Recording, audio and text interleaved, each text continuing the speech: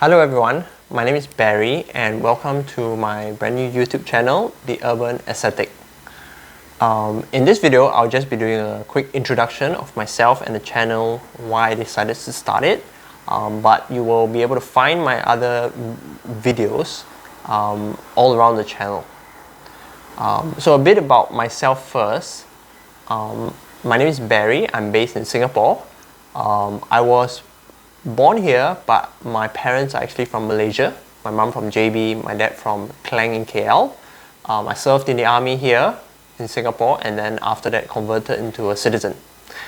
I have two children, a boy named Brom, he's 5 this year, and a daughter, Ori, as you can see from the digital painting behind me. She's 3 this year. And this channel is really about the urban ascetic living in the context of modern Singapore, right?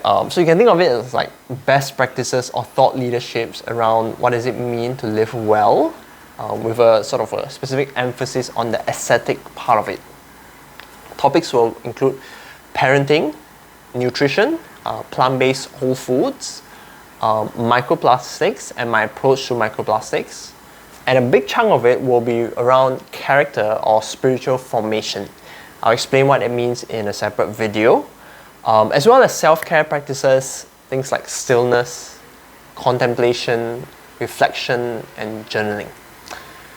I'm a Christian myself, but a lot of these topics are not specific for Christians, and therefore I'm hoping to share whatever is going to be helpful to you, and as a hopefully a fellow ascetic in Singapore society.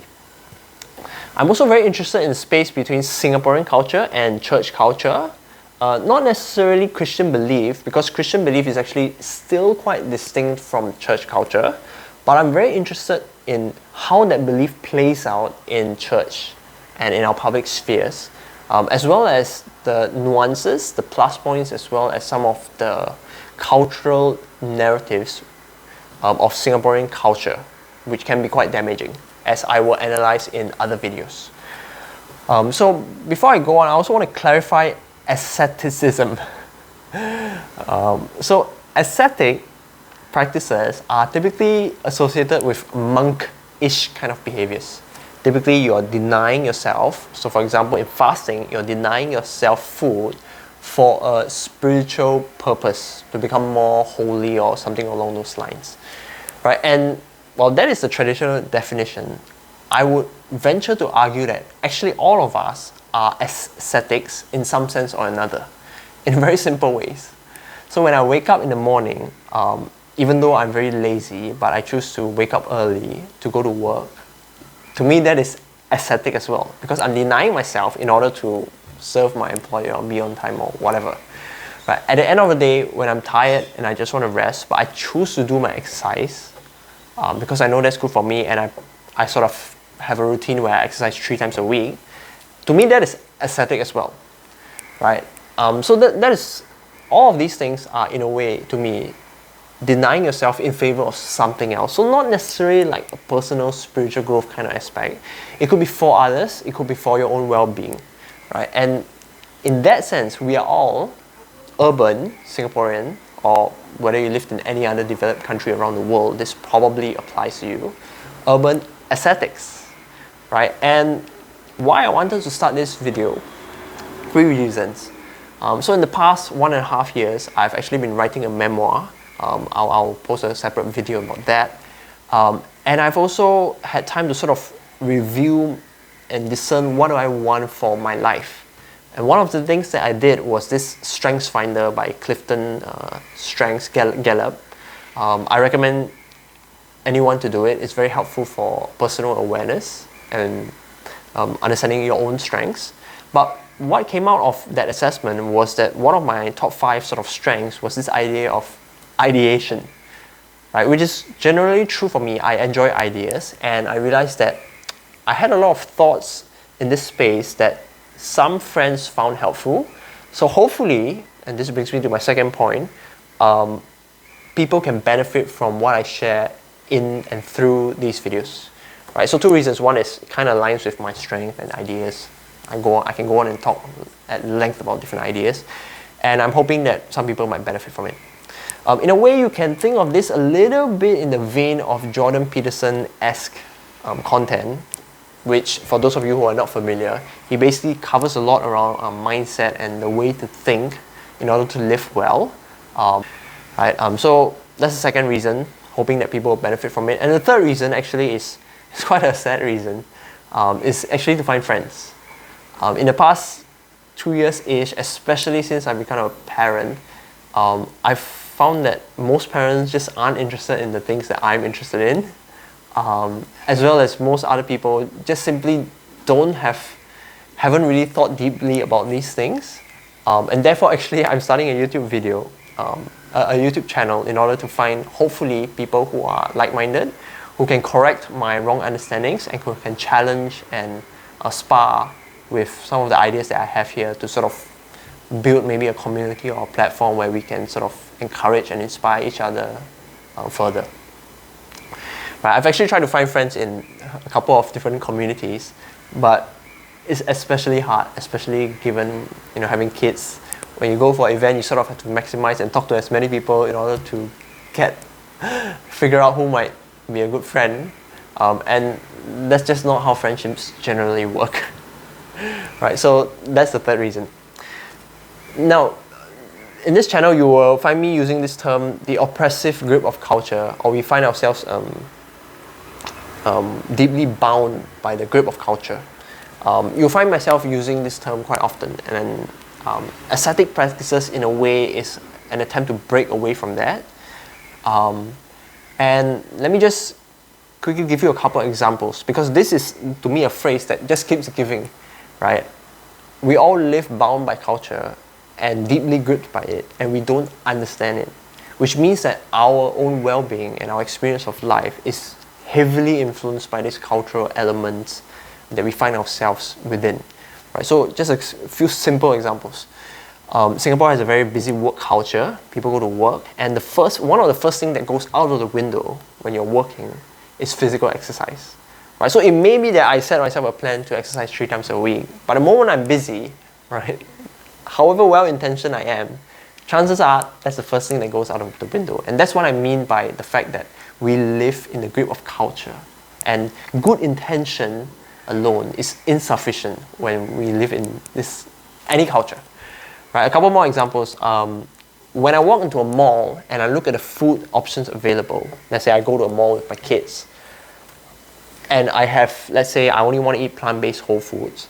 Well, that's my intent. But the reality is that given time restrictions, I may only be able to eat whatever is available in the mall, and therefore my intent to eat a certain way will be compromised.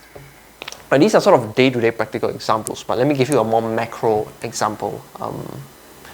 This is more relating to education, right? So the Ministry of Education, and I think most educators in the system, have understood for a long time that they really need to be changing this whole definition of success, moving away from this academia emphasis, which has entrenched Singapore for a long, long time, and expanding that definition. Right, so in recent times, the PSLE, which was the primary school leaving examination, which was based on a numerical score grading system, right, between I think 0 to 300. So if I score 230, I'm better than you who scored 225. So they've used that system for the longest time, and in recent times they've moved away from that system.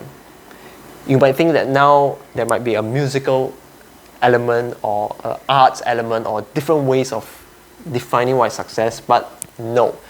They've simply moved to a banding system whereby now, if you score maybe 80 to 90 marks on a test, you'll be placed in, for example, band A or band 1, and then if you score 70 to 80, you'll be placed in band 2 or band B, right, and so on and so forth. And so we've literally moved from individual numbers to a range, right? And most educators in the system know that this is woefully insufficient, and they have an idea of what it means to move away.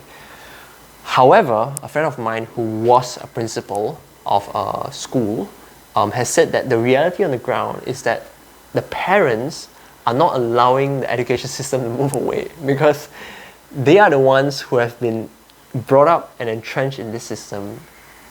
It has affected their vision and of what it means to be successful. And now that you move even an inch away from it, they are scrambling and basically tearing the house down. And this is an example of a cultural, communal way in which we live in the deep grip of culture. That whole emphasis was started many years ago, and it still remains today, even if many people want to move away from it. The reality is that they simply can't. Right? And so, to be cognizant of culture is sort of the first step, individually and then communally, and then decide what do I want for myself. That's a separate video. And then how do I go about changing or adapting what I want in order to break free from the grip of culture? That's a very nuanced question with multiple layers, and I'll give multiple examples of that in my other videos. But for now, just know that this whole idea of the grip of culture is going to be a very prevailing theme that you'll find recurring over and over again.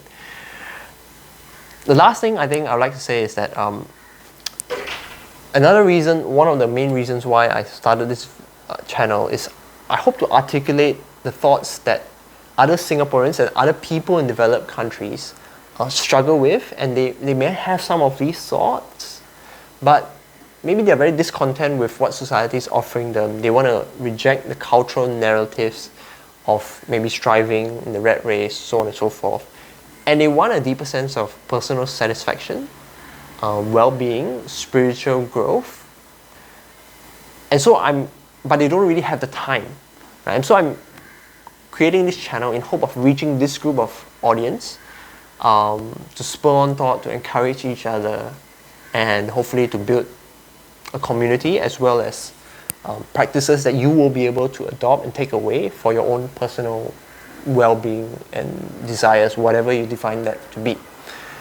Alright, so that's all I have for today's video, and I thank you for tuning in.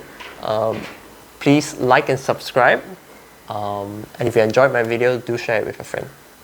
Thank you.